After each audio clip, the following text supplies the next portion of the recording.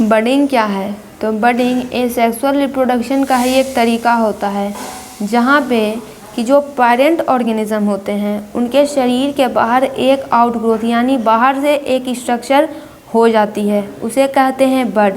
कुछ समय के बाद ये बड क्या करता है, जब इन्वायरमेंटल कंडीशन फेवरेबल होते हैं, पेरेंट बॉडी से ये कर जाते हैं, डिटैच कर जाते हैं, अलग हो जाते हैं। उसके बाद ये खुद जो है अपने आप एक ऑर्गेनिज्म बन जाते हैं। और ये जो बर्ड होता है इसकी बात करें तो ये पेरेंट के बिल्कुल ही आइडेंटिकल होता है यानी समान होता है।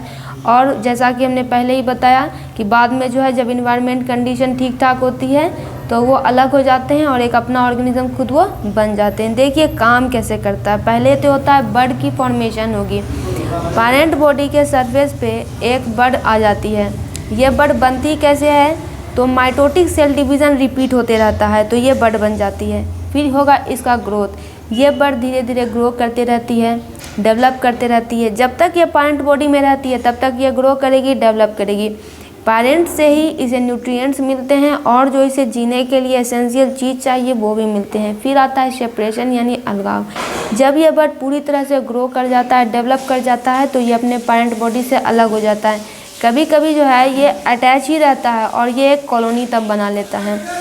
फिर आता है development into a new individual, यानी अब जो ये डिटैच बर्ड है यानी जो अलग हो गया बर्ड है वो मैच्योर कर जाएगा न्यू ऑर्गेनिज्म में। और फिर भी चूँकि ये सेक्सुअल रिप्रोडक्शन है तो अपने पेरेंट के आइडेंटिकल ही होगा, यानी जेनेटिकली आइडेंटिकल, जेनेटिक रूप से ये उसके समान ही होता है। क्योंकि सेक्सुअल रिप्रोडक्शन में 2 पेरेंट्स इन्वॉल्व होते नहीं हैं तो एक ही पेरेंट्स के सारे कैरेक्टरिस्टिक्स इसमें आते हैं। तो बडिंग जो है कुछ ऑर्गेनिज्म में देखा जाता है, जिसमें पहला आता है ईस्ट।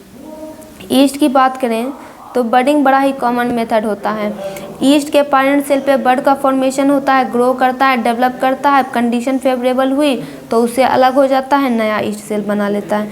फिर आता है हाइड्रा। हाइड्रा में भी वही बात है, पेरेंट हाइड्रा पर एक स्मॉल बर्ड का फॉर्मेशन होगा, ग्रो होगा, एनवायरनमेंट कंडीशन फेवरेबल होगी, ये अलग हो जाएगा, नया हाइड्रा खुद बन जाएगा। फिर आता है कोरल। कुछ कोरल भी बडिंग से ही रिप्रोड्यूस करते हैं, नए पॉलिप बना लेते हैं, जो कि ये नए पॉलिप न्यू कोरल कॉलोनी बना लेते हैं। देखिए एक डायग्राम भी दिया गया है। पेरेंट ऑर्गेनिज्म, उसके बाद बर्ड का फॉर्मेशन, फिर ग्रोथ होगी बर्ड की, फिर बर्ड अलग हो जाएगा, उसके बाद नया ऑर्गेनिज्म बन जाएगा। तो बडिंग से फ़ायदा क्या है कि बहुत ही जल्दी रिप्रोडक्शन होता है, खासकर तब जब कंडीशन फेवरेबल हो, कंडीशन उनके पक्ष में हो। और इससे बहुत सारे स्पीसीज क्या करते हैं, कॉलोनी बना लेते हैं।